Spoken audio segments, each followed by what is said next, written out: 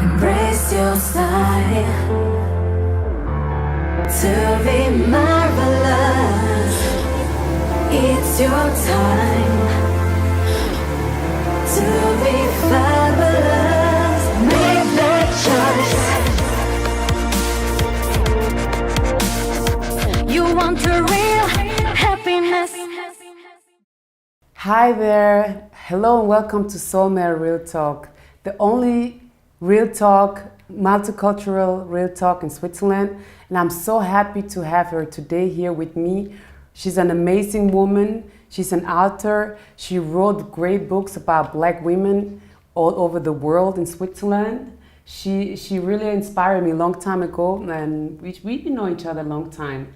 And her name is Paula Charles. Welcome, Paula.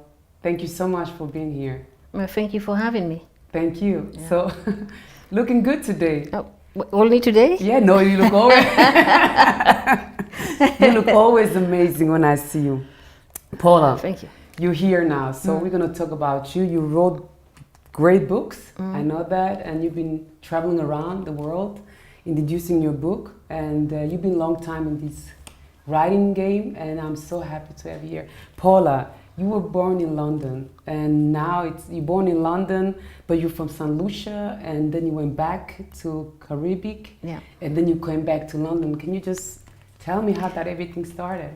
Yeah, well, you know, again, I was born in London, and in 1956, and my mother decided after, you know, in those days there was not only poverty for white people, but poverty for black people. It was a very hard, dark time. But for black people especially, they had absolutely no chance. There was no way. And then she have myself and my brother Ben. So she decided to send us back to St. Lucia because she couldn't afford to take care of us. It was just too much of a struggle as a black woman just to breathe in London. One shouldn't forget, you know, just like the States in the 60s, what was happening to the black people over there, being beaten, killed, lynched, you name it. London, you weren't being lynched, but you were being beaten, and you weren't allowed to walk on the same street as the other person. So we end up going back to our grandmother, living in a small hut. It's all in the book, in German, Go Josephine Go, and in English, Soul Stripping, one can read it. And yeah, so I think I went there when I was around 3 years old, and I spent some time with her over there, and she died. And then my mother sent back the two of us to London. So I was there around 11 or 12 years when I came back to London.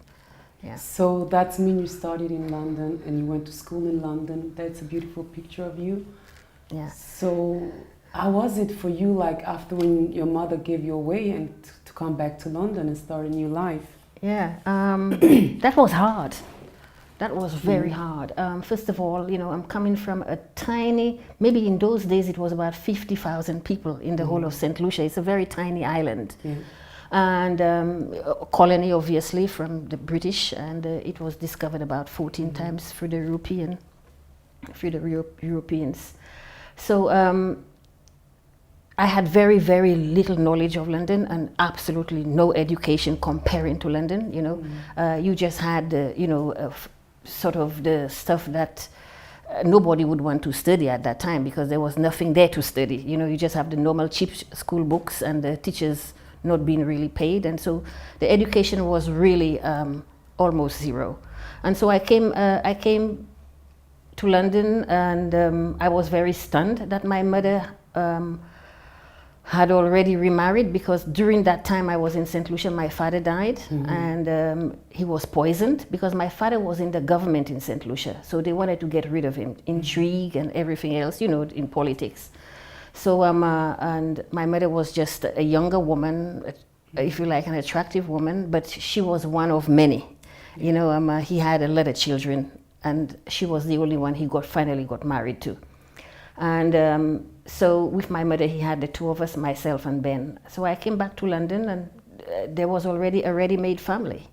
And when I say, you know, she had another husband, the husband left her, and so she was now with 4 children alone. And then she sent for myself and Ben to be able to take care of those kids. And so then at the age of 11 or 12, I was already a mother for 4 children, and she was going out there to work. And so I couldn't really concentrate on my school. I was being beaten. My mother beat me a lot. Yeah. And this is something a lot of black people don't want to talk about.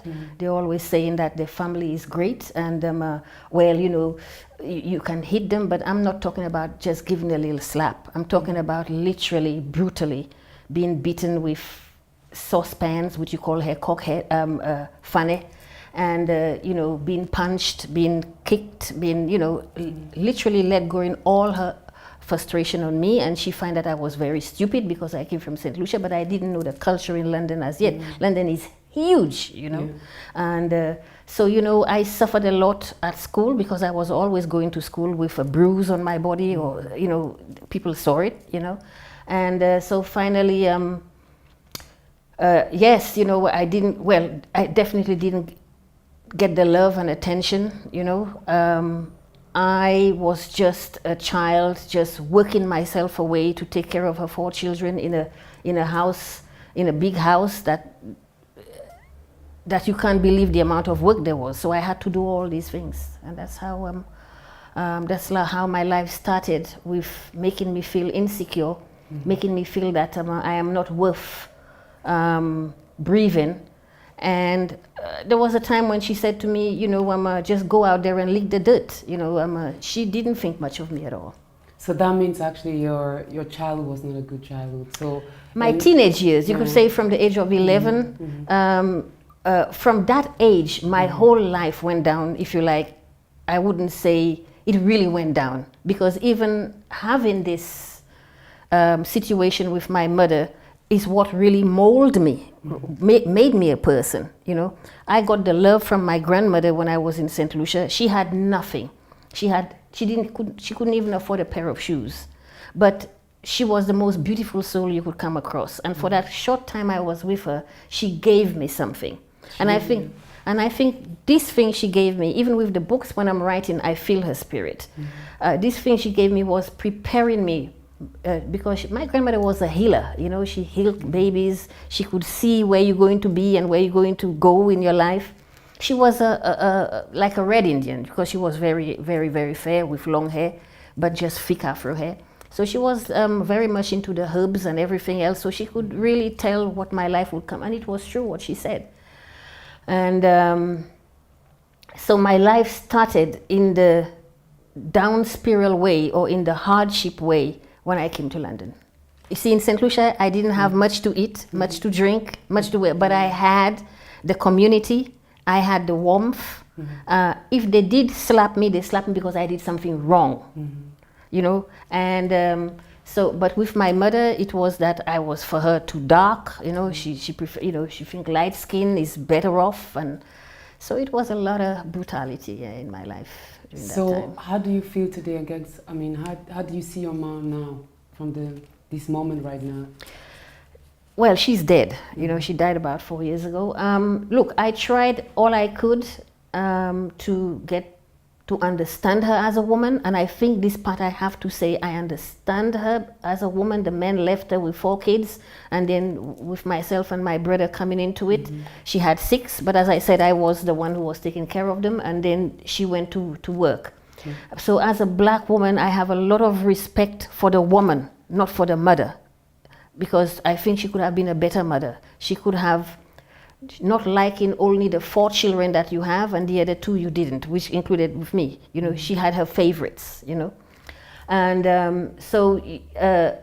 but the struggle of a black woman in London in the 60s, in the 70s, you cannot imagine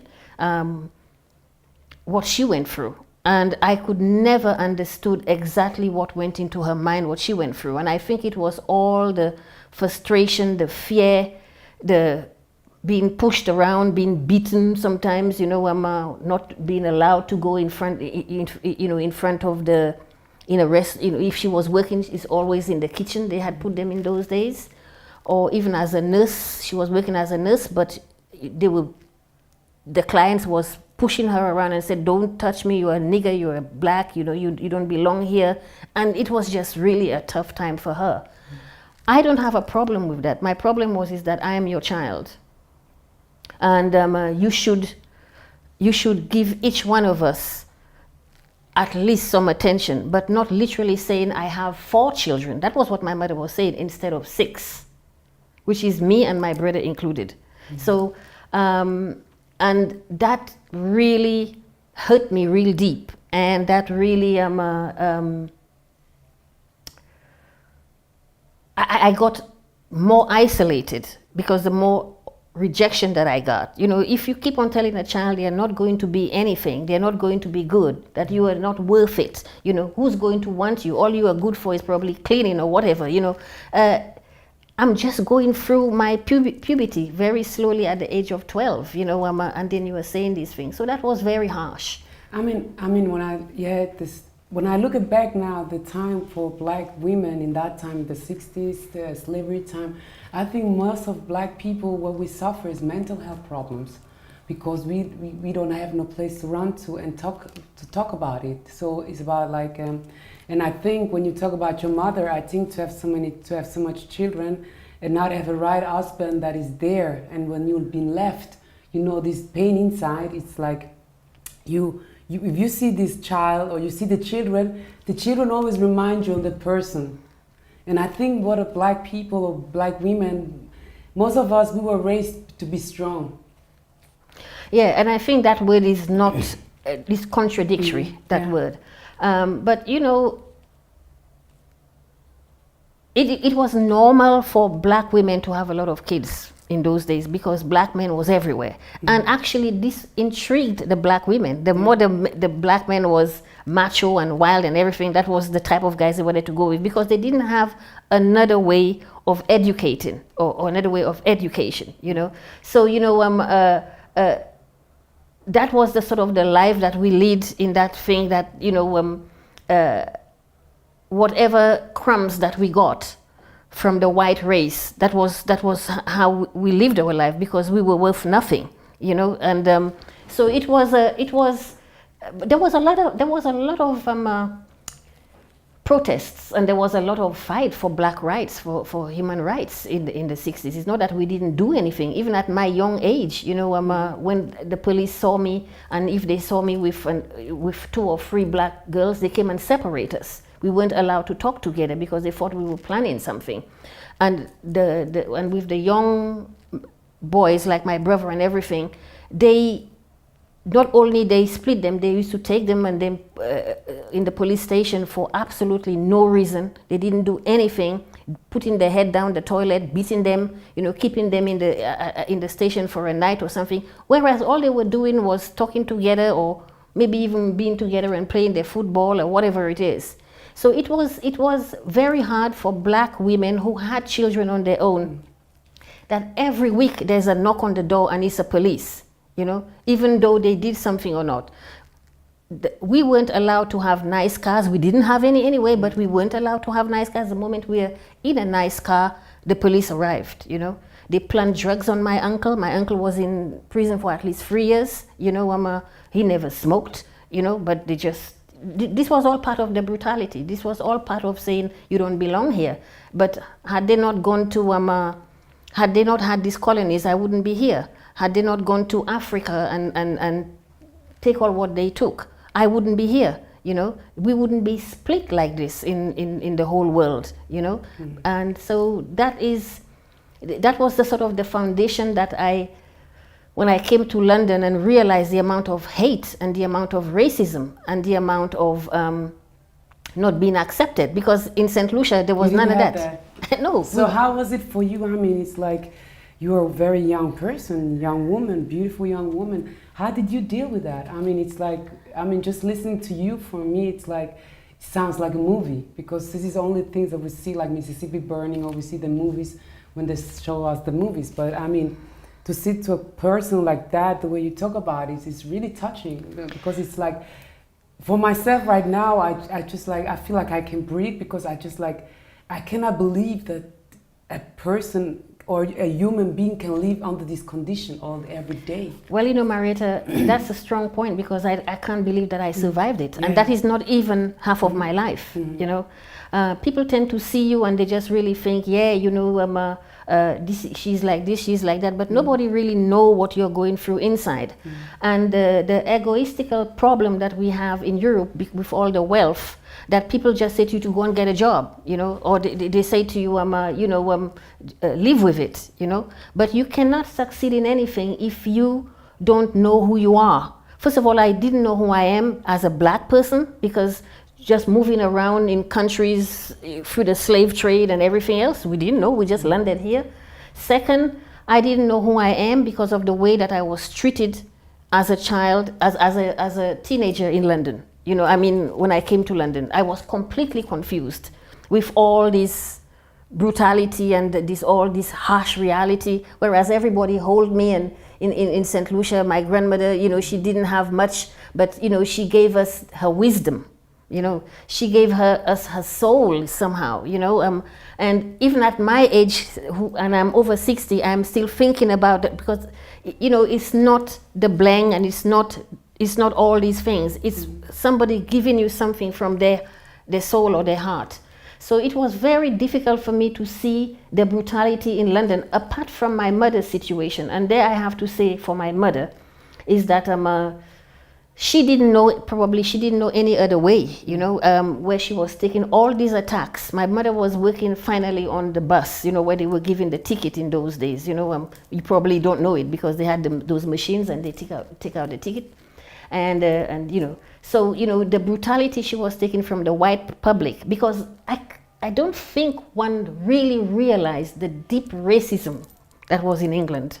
And what I also went through in Switzerland, I don't think people grasp. People don't talk about England. People most of the time talk about America. I mean, it's like when you talk about racism, black racism, people always talk about America. You never, I mean, for me, this is the first time having an honor to have somebody like you talking about England, that the racism was very strong in England. Well, you see, the thing is, Marietta, what I came across in I think some parts of London in this day and age, but also in Switzerland for many years, black people do not want to talk about it. You know, they come here and they think, look, I suffered, especially the immigrants or the refugees, or however you want to call them.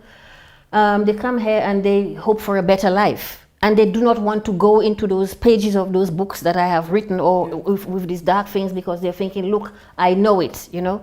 But the reason why I wrote these books was that I wrote it for my daughter, I wrote it for my grandchildren, and I wrote it for black people to know what was going on in this country and in London, you know. Because if you don't tell them, they don't know. And so black people came here, I'm not saying all of them, some of them, came here with the look, I want to earn some money, I want to have a big house in Africa or in the Caribbean, I want to have a car, I want to have this. And I met a lot of them that was like that. I was never like that. I am not a materialistic woman. I am a humanitarian, you know.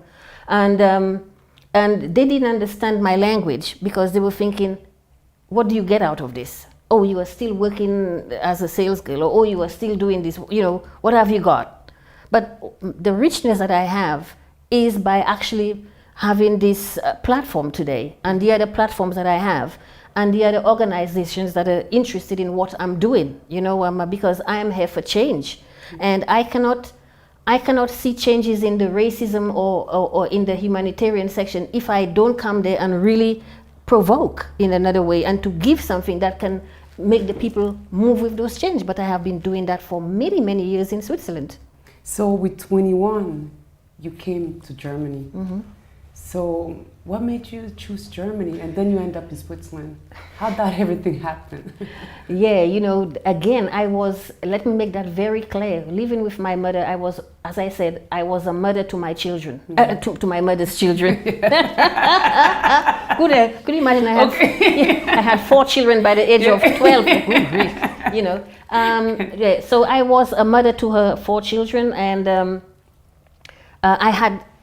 I didn't really have friends, because I was forever in the house, cooking, cleaning, taking care of them. Of course, I managed to go to school, but I was half asleep in it because I was so tired of all the rest of the stuff. So I didn't know the outside world. And when I mean, I knew it, but not so, because in those days we kept our parties at home, bottle parties. We kept it at home. We didn't go to clubs. It was too expensive and very rare. So when I left home at the age of 16, I had enough of all this stuff. I had good jobs, funny enough. You know, I had good jobs in London. You know, I even worked in Westminster, you know, but they always found me sleeping on my desk, you know, when I should be working. And I was also going out to parties, partying, because I didn't have it when I, you know. Yeah. So finally one day I got pregnant at the age of 18. I had my daughter at the age of 19. And that is what all typical black Caribbean people would say, yeah, we wait for the next one, another one, and another one. And that was if I'm being very raw, because it's in here, you know, the first time that I made love, I got pregnant, you know. Yeah. And he was from Germany. No, no, that was in London. Oh, okay. I got pregnant in London. You know, I was still in London, and he was Nigerian, and I'm Caribbean. And so when I got pregnant and had the child, I realized I couldn't take care of her by myself. I mean, I could, but I was living in the ghetto, you know, somehow. My mother didn't live in the ghetto, but I was living in the ghetto in a council flat of 16 floors. And most of all of us that was in there was young mothers, very young mothers, even younger than me, 15, 14, you know, whatever. And I decided, and I thought to myself, I'm not going to make the wish or the dream of my mother come true, that I would end up with the ghetto with 6 kids and being, you know, beaten and whatever it is by the guys. So I decided to ask the father of my daughter, who's a Nigerian, if I could send my daughter away. Well, first of all, I asked my mother and she refused. She said, no, I'm not going to be taking another child. I have 4 children, but most of them was already out of the house. That was really another point of putting the screw inside, you know, because I didn't want to send my child away. Which mother wants to do that? And I did, and from there I knew if I sent her away, I have to try to change my life, but I don't have an education. I left school at the age of 16, you know, I didn't know much, and I didn't know the European culture much, you know. So I end up, after sending my daughter away, or even before then, I end up as a chambermaid. You know what a chambermaid is? No. A chambermaid in German is also in German putz. I was cleaning the hotel. Ah, okay. Ja, ich habe die Hotel geputzt. Aber es gibt einen Namen. Nicht Putzfrau, nein. Also Hausmädchen. Ja, genau so etwas. Ja. Ich muss. So anyway, I had to do that. Because I had stayed with my daughter a bit long, and because of also that I never stayed in the jobs that I was in, because of my youth, I was disturbed. I didn't believe in myself. I didn't trust in myself. I didn't think I could do anything. So finally I ended up there, and then one day I met a girl named Bonnie, and then I don't know who had this West Indian newspaper. I don't know whether I bought it or whether someone bought it, which is a very rare newspaper, West Indian newspaper. And then I looked it up, and then I was just reading it like everybody else. And then I saw they were looking for hostess. Now, hostess for us in London, or at least the way that I was taught, I am a huge reader. I read a lot. You know, I educate myself, so I know what hostess is. You know, and so you are hosting somebody like you are hosting me. You know, and so they were looking for girls to be hostesses. And naive me, I decided to apply for it. Yeah. And then they said yes, but you know, it was very complicated. People have to read the book to find out how it went through. He had his office in Mayfair, somewhere there, you know, and myself and Bonnie, I found a friend to come with me at work, and we went there, and then he made a contract. Already the contract was there. I didn't know he was a gangster. I didn't know whatever he was, you know, maybe a pimp, I have no idea, but everything was really perfect in that office. I've never been in such a beautiful office in Mayfair. He spoke, his English wasn't bad, so we understood, and he said we shouldn't show the contract and blah, blah, blah. And we didn't understand why, but anyway, the contract was in German, even though we went to school for German for a couple of days, you know, to brush, you know. And that's how the story started. We didn't realize what we were carrying. He said to hide it in our breasts when we get to Weil am Rhein. Yeah. And you know, I had only 50 pounds. I didn't have much money. I had already sent my daughter away to Nigeria, which was a big pressure on me because I was very worried about how they would take care of her. But I wasn't wanted by my mother. I wasn't wanted by somehow her family. So I was just there as a young teenager, having been through so much. I thought the best way for me to do is to get out of the country. And I mean, it's like, you have 3 books. I mean, this story, the way you said that you sent your daughter to Nigeria, your books, are there special like stories that you can say in this, like this story right now? When somebody listens to this speech that we have right now, which book would you, let's say, tell somebody to read it? I would say to them to go, Josephine, go, and that's in German. This one. Yes, This one. This is the book that made me popular all over Switzerland. This is your first book? This is my first book. And if they want to read it in English, they can read The Soul Stripping. Okay, this is in English. Yeah, that's mean the first you gotta go, Josephine. Yeah, because of the title, Go, Josephine, Go, people tend to think it's in English, but it's a German book by Limat Verlag. Okay. So they can read this. It's a very powerful story. And then they should go to the other book. And those who speak English or who wants to, Soul Stripping. Yeah. And this hopefully will be coming in French as well later. Yeah. But because time is running a little bit, so I mean, in the end, you end up in Zurich. Yeah. As a go-go dancer. Yeah. I mean, this is because of the German guy. I mean, this guy took you to Zurich to be a go-go dancer without you knowing. Actually, you were thinking completely very different. When I got it in Weil am Rhein and I was told that I can't go to Germany, and I didn't understand why. Okay, I didn't show the contract because I didn't think there was something bad in it. I was just listening to him, and I want a passageway to move on with my life. And then they find out that I was carrying a contract that he wanted me to do probably modern go-go dancing in that place. And finally we did, as I said, we did get to Germany in terrible situation with our psychological self. I had to tell Bonnie to go back to London that same evening because they only were interested in me for the moment. And when I got to Germany, Valerie, it was, don't forget, we arrived at around 3 o'clock in the afternoon, and we were in the customs. I was in the customs for about 4 hours. They were just going at me and said, "What is the Vertrag for line?" and so many other things they were asking. And finally, I got into Germany with I call him Honeypot, Mr. Honeypot. Yeah. And then I realized the world of danger. When I got into the nightclub, I've never been in a nightclub. I saw all these things they were doing to the women, and I mean, I can't say it on here. And then I said, "Look, I don't want to stay here. I want to go back to London." All of a sudden I panicked, and he said that, "Didn't you know?" I said, "I don't know this thing. I've never been here." And then I started crying, obviously, because I realized I don't have my best friend with me, and I only have 50 pounds. I came only with 50 pounds. And then finally, then all of a sudden, Herr Muller appeared. A guy appeared. I don't know if that was planned, but this guy was from Switzerland, a short guy, and then he said, well, they didn't want me to leave the country. So he brought him along, and he said, "I'll take you to Switzerland." And he took us to Switzerland. He took me to Switzerland. But what happened was that I had to try and find Bonnie at Basel, in the Basel train station, because she was waiting to go back to London in that night, and they said, okay, but I was barricaded with these 2 guys. I couldn't run away, I couldn't come out, they were there with me like this, and so, but they did agree that they helped me to find Bonnie, and I did find her at the train station, just about to take the train to London. Thank God she even had enough money. I gave her all my money, actually. I didn't have any money left. And then you came to Zurich. And then first they took me to Hornessen, which is a small village.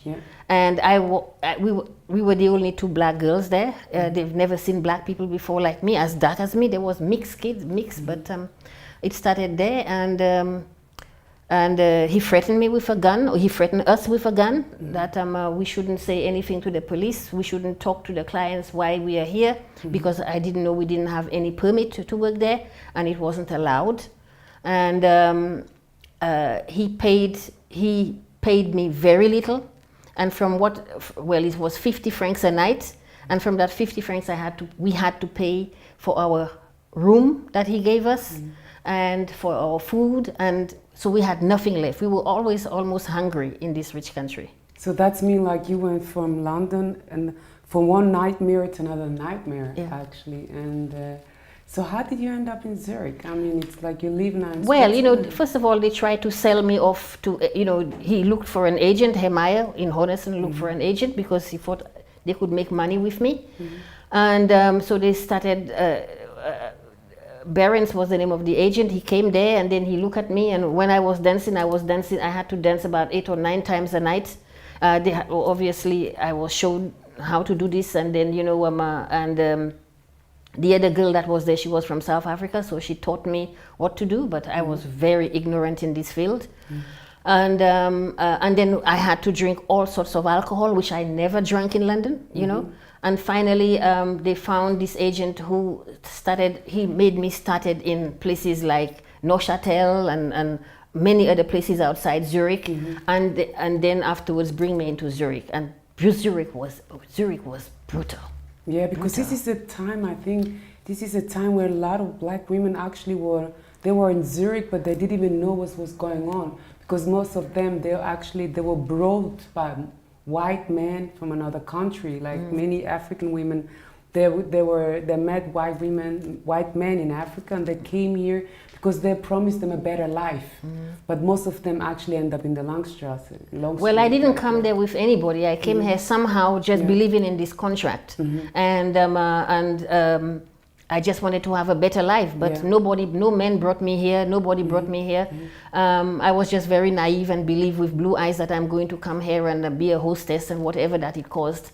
And they absolutely ruined my life. And the other thing that I had to do was that I had to drink more than 10,000 francs champagne a month, you know, and if I didn't drink the champagne, I was on the streets, you know, because that was where they make their money. So I was just an exotic thing, and there was absolutely no respect. I saw the women being beaten black and blue. They dragged them from the floors and you know, threw them outside. You know, it was, comparing to today, it was a very, very dark and brutal time for black women, because you didn't have the digital era where people can make a quick picture or a quick movie, or it's quickly there. Even black women was killed and black men was killed, and no one talked about it, you know. So I was in Lausanne, and I had an interview just like you were giving me there, and they were saying to me, Paula, actually it still happens, but no one talks about it. And I think the reality I'm trying to bring here, it's not about blaming white people. It's not about blaming. It's about, let's face reality. Let's face facts, you know. I am not just a thing. I am a human being. And what I'm looking for is respect, you know. You don't have to accept me the way I am, but, you know, at least with respect. I don't do you anything. You think you own me? You think you can tell me what to do? You judge me even without talking to me, before talking to me? You know, for you, I have to get the worst of everything because I don't worth it. And I don't want to be somebody that I have to impress you, you know? You, just the way you treat your own people, you treat me the same. And I'm also trying to bring out the confidence of black people. You know, to not always think, no, I don't want to lose my job, or I don't want to not to stay in my apartment, lose my apartment. I don't, you know, all this sort of stuff. You know, how are people going to see me and think? I am not coming here to give the people here honey. I'm coming here to give them the lemon, the real reality of the pain, the mental pain that we go through, the rejection that we go through, the misunderstanding that we go through. Just because I'm exotic, you know, I am not a sexual beast, you know. So that's what brought me that day when I finally saw what was really happening to me. When they decided, well, the agent said to me, you can work in Zurich, and I worked in, well, not far from here, you know, St. Pauli and many others that I work on. St. Pauli was the brutal place to work, because it was about 20 of us, well, 10, 15 girls, you know, wham, bam, take your chance, wham, bam, take your chance. And once in a while they would have, you know, these cabaret. But they sent me to a big cabaret, a very important cabaret. I think that was in Bellevue somewhere. And he wanted me to drink, and he wanted me to go to a separé. I've never heard of a separé before. You know, I mean, I have, but I didn't know. And I said to him, what's that? And he said that you have to go into the room, into these separés with the men and all. And I said, no, I'm not doing that. And he said that you have to do it. You signed a contract. And I said, well, I didn't fully grasp what you mean by that. And he said to me, well, you know, you have to do these things because the men are going to pay you a lot of champagne.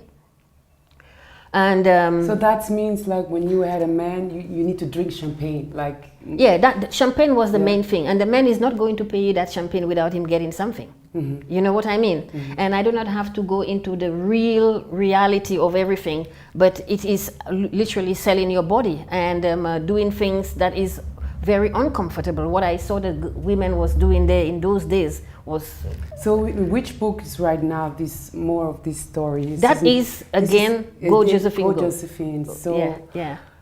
This book here, it's one of the greatest. This is the book that you gave it to me. Yeah. Soul Stripping. Yeah, in English. This is. I think this is a good book for young for ladies, international, for young people. Yeah, for young people. Yeah. I mean, young women like me or young people like yeah. But what I mean is, it is the same book, Go Josephine Go and Soul Stripping, but I find out a lot of young people, they like to read in English. Yeah. You know, they want to improve their English and so forth.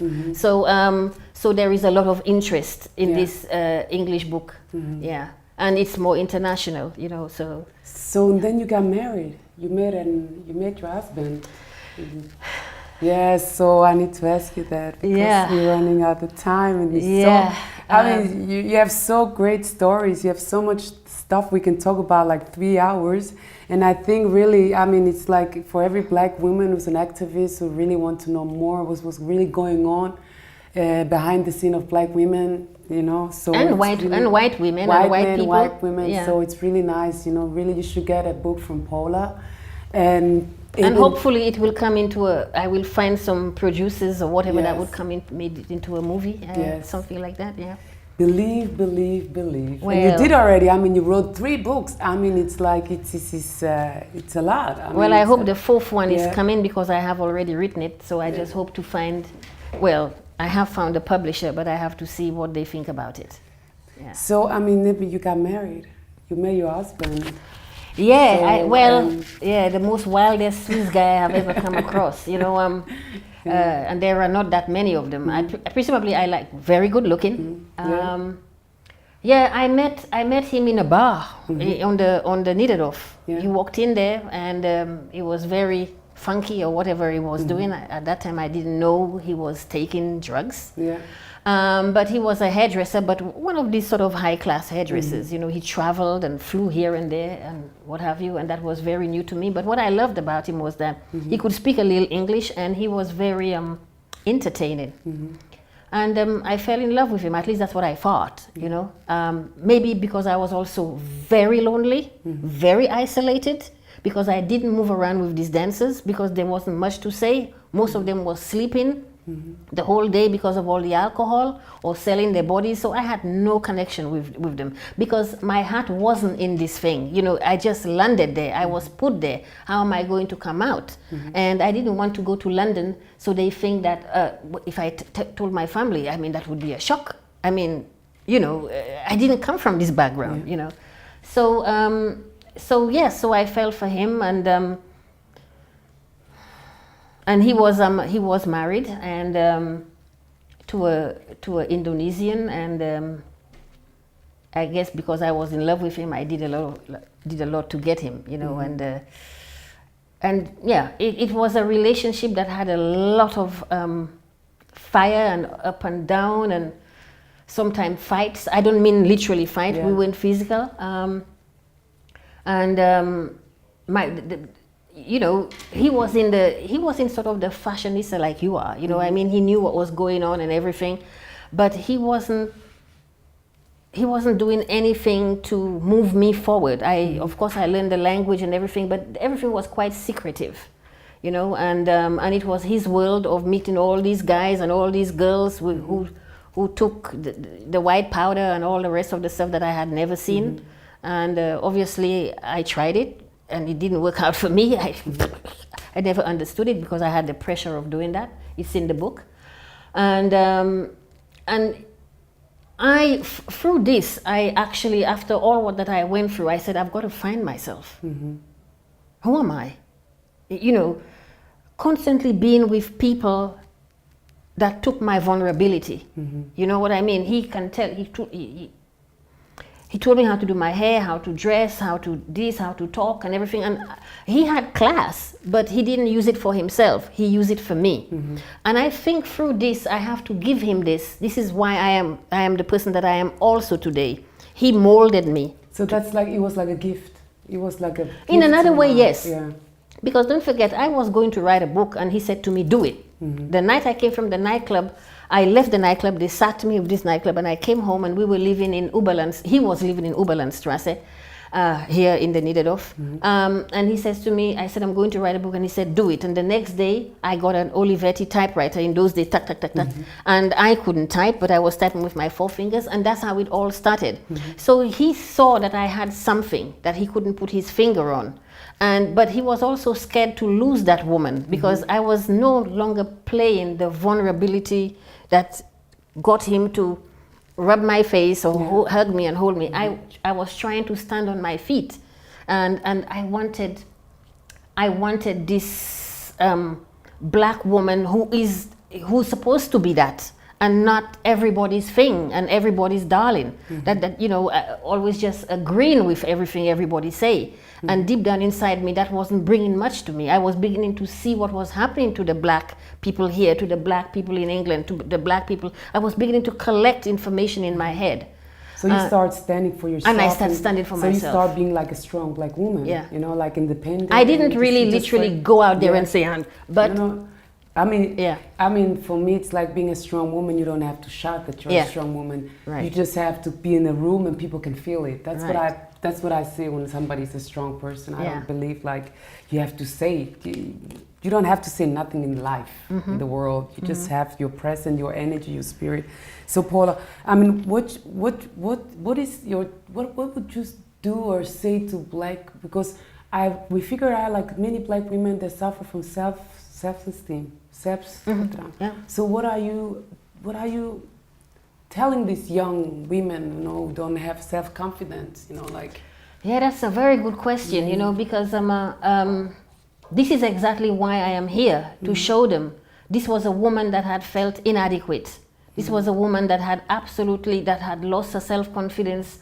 The only thing that I didn't lose was my pride. And the only thing that I didn't lose was my dignity. There was a limit to how far I would go.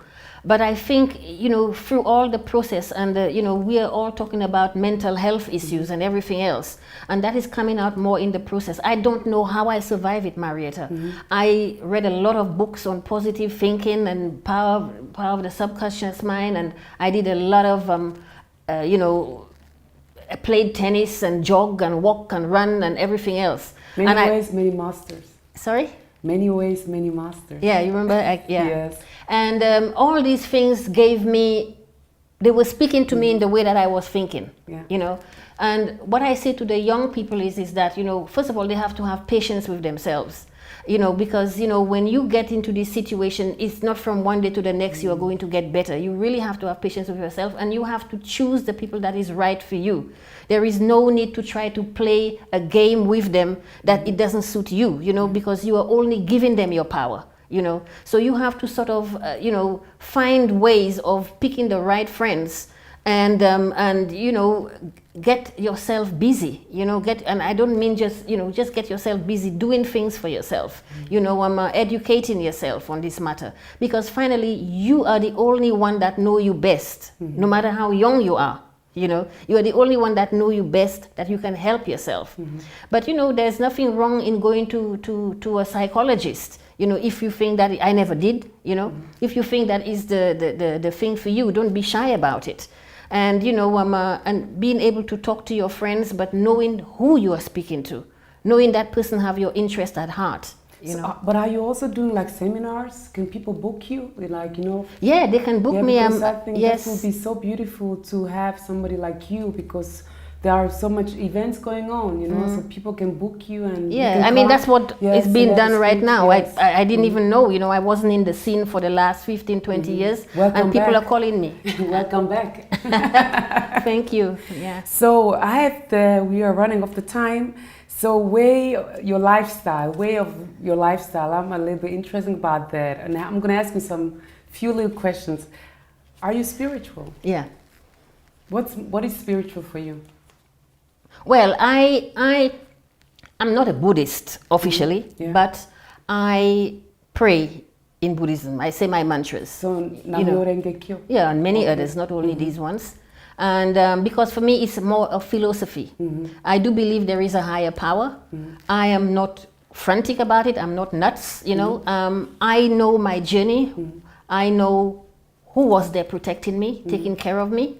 And I'm glad that I didn't cut corners, even though sometimes I wanted to cut the corner to arrive where I wanted to arrive. So I believe in spirituality. It's very important for me. I don't do anything without it. When you think about Africa, what comes up on you? Well, I am an African, you know. Originally, as far as what my mother said to me was that we are from Sierra Leone. But Africa for me is the powerhouse of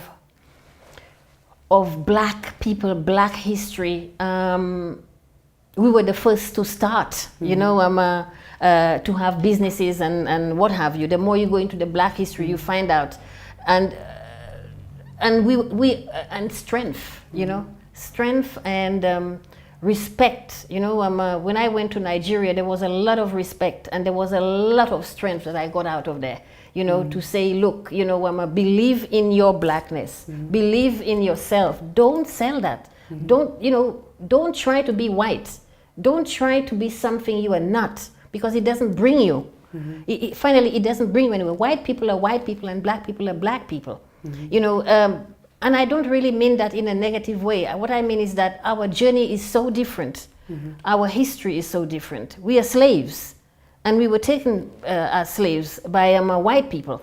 So yeah, I mean, for me, it's really an honor really to have you on my show, because you talk very straight. I mean, you're kind of person like you sound like a strong activist. You sound like a person who don't fear nothing. You know, it's like, because most of people, like, they always reserve thing. They don't say you just say everything, because that's really beautiful, and I feel honored that you're like that, because you don't find a lot of people. Well, I'm not like going that. to get anywhere by if you want bullshitting people, you know. I'm not going to get anywhere by you know, I did that before. Smile at the white people when in my heart it wasn't true, you know, because then I keep them quiet, or they think I'm nice, or they think I'm a good person, or they think I'm kind, or they think I'm even better than the other blacks.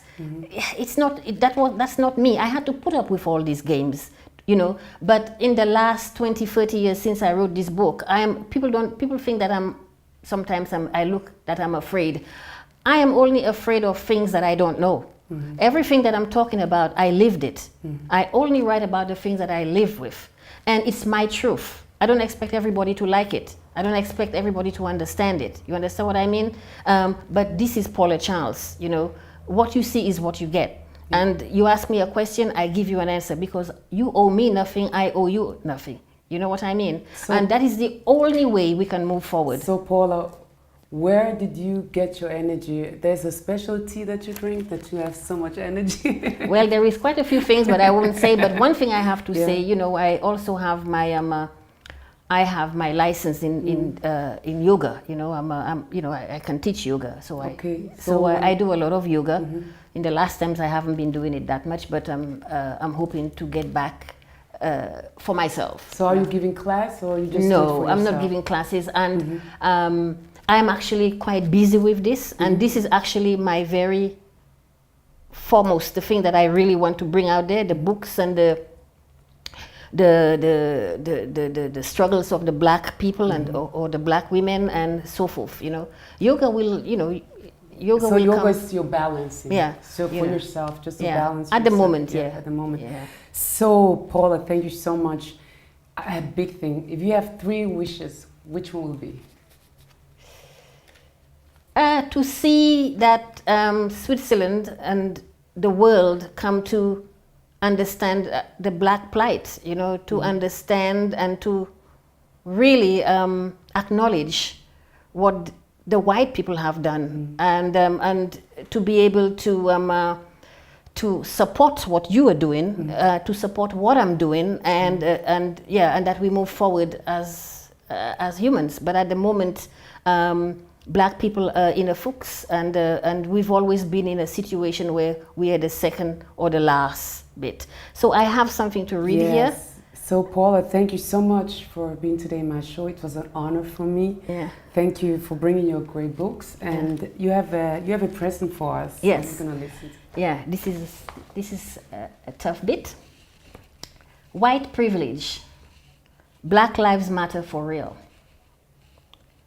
Do we have to get on the streets to be seen and heard? How many times have we demonstrated? How many times have we said enough is enough?